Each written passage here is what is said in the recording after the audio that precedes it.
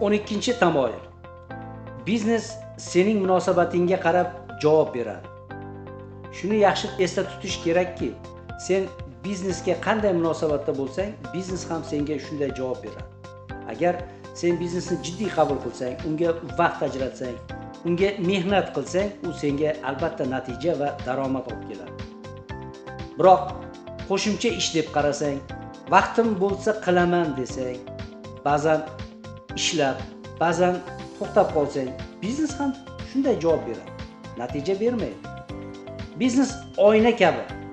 Biznes senga sen bergan narsani qaytaradi. Agar sen unga intizom bersang, natija qaytaradi. Mehnat bersang, daromad qaytaradi. Sabr bersang, katta imkoniyat qaytaradi. Agar sen unga bahona bersang, natijasizlik qaytaveradi. Xulosa o'rnida, shuning uchun har bir hamkor shuni tushunishi lozimki, biznes tasodifan o'smaydi.